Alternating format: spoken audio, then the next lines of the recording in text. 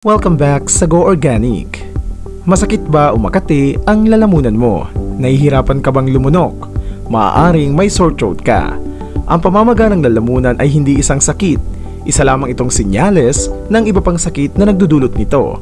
Pero bago tayo magsimula, siguraduhin nakapag-subscribe ka na dahil marami pa tayong pag-uusapan na maaaring makatulong sa iyong kalusugan. Ang sore throat ay kadalasang sanhi ng infeksyon ng virus o bakterya na nakakahawa. Maaari ding dahilan ng allergy, panunuyo at pagkairita ng lalamunan. Madalas tuloy maapektuhan ang mga taong mahina ang resistensya, may mga allergy at mga madalas mapagod o mairita ang lalamunan. Mahalagang kumonsulta sa doktor para malaman ang sanhi at maiwasan ito. Ngunit alam mo ba na may iilang mabisang halamang gamot na kahit sa kusina ay makikita mo at hindi na kinakailangan ng reseta ng doktor? Bago ang lahat, importanteng malaman ang sanhi ng pananakit o namamagang lalamunan upang matukoy ang ugat ng problema at masolusyonan upang hindi na pabalik-balik ang sakit. Mayroong ilang mga kadahilanan ng namamagang lalamunan. Una, viral infection. Ito ang mga infeksyon na dulot ng virus tulad ng sipon at trangkaso. Pangalawa, bacterial infection. Ang mga uri ng infeksyong ito ay kinabibilangan ng strep throat, diphtheria at whooping cough. Ang mga sumusunod naman ang mga sanhi ng sore throat na dulot ng bacterial infection. Ang bacterial infection na karaniwang sanhi ng sore throat ay Streptococcus pyogenes.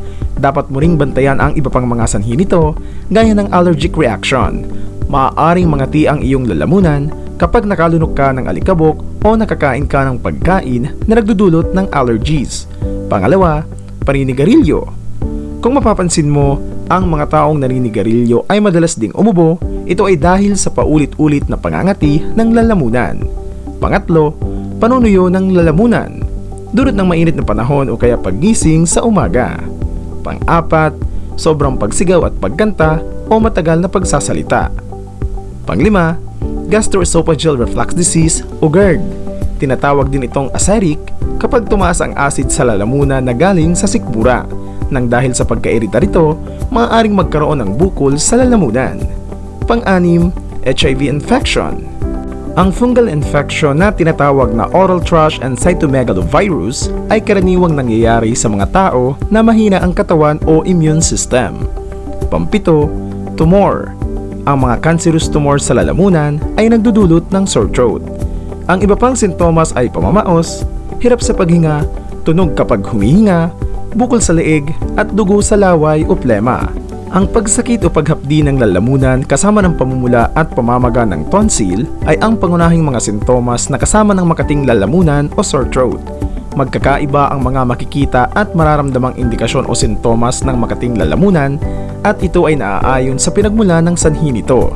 Ito ang ilan sa mga pangkaraniwang sintomas ng makating lalamunan. Masakit na lalamunan, tumitinding hapdi ng lalamunan sa tuwing nagsasalita o lumulunok, namamaga ang mga tonsils, nahihirapang lumunok, may namamagang glands o kulani sa panga o lieg, namamaos na boses, at namumuti at nagkakaroon ng nana ang tonsil. Sa ngayon, ang sore throat ay isa rin sa pangunahing sintomas ng sakit na COVID-19.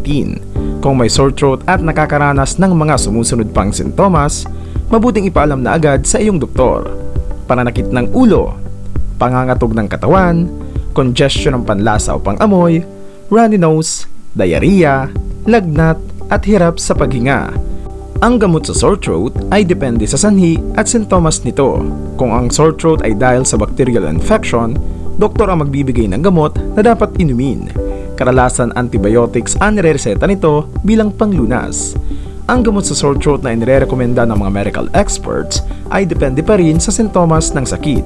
Kung ikaw ay niresetahan ng doktor ng antibiotic, dapat lang nasundin mo ang mga tagubilin at siguraduhin kumplituhin ang pag-inom nito. Tiyakin ding tama sa oras ang pag-inom at tandaan kapag hindi nasunod ang mga tagubilin ng doktor ukol sa antibiotics, ito ay maaaring magdulot ng panganib at iba pang mga komplikasyon tulad ng rheumatic fever at malubhang pamamaga ng kidney lalo na sa mga bata.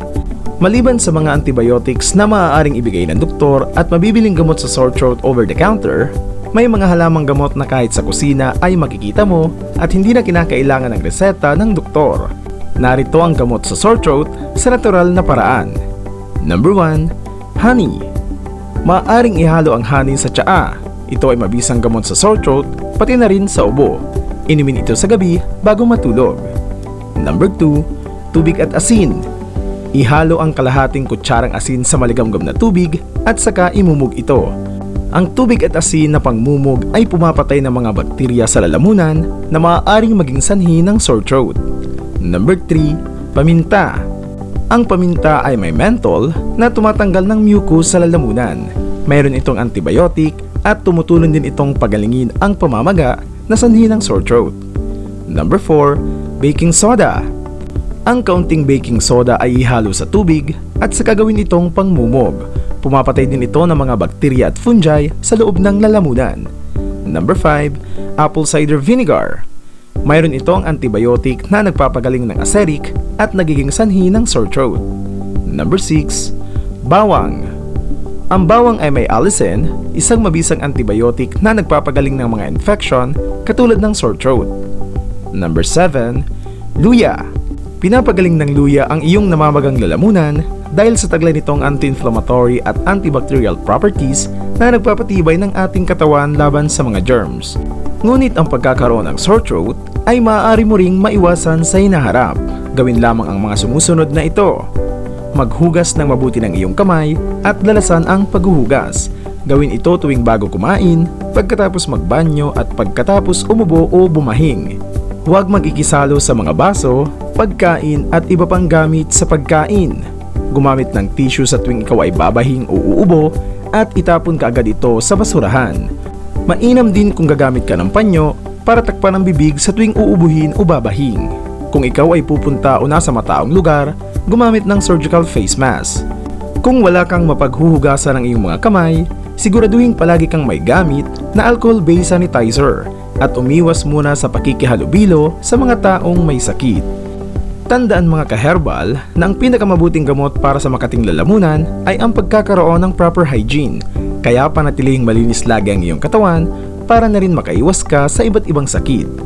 Magpakonsulta sa doktor kung malala ang sintomas at mas matagal na sa isang linggo, nahihirapang lumunok o huminga, sobrang paglalaway lalo na sa mga bata, mataas ang lagnat, may nakakapang kulani sa liig, may nana sa lalamunan, may mga pantal, pamamalat ng boses ng higit ng 2 linggo, dugo sa laway o plema, at nade-dehydrate na o kulang ang tubig sa katawan.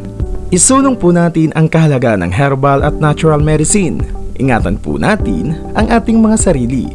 I-share po natin ang impormasyong ito para sa kaalaman ng ating mga kaibigan at mahal sa buhay. Huwag mo na rin kalimutan mag-subscribe para updated ka sa lahat kong videos. Diyos mabalos. Thank you for watching Go Organic!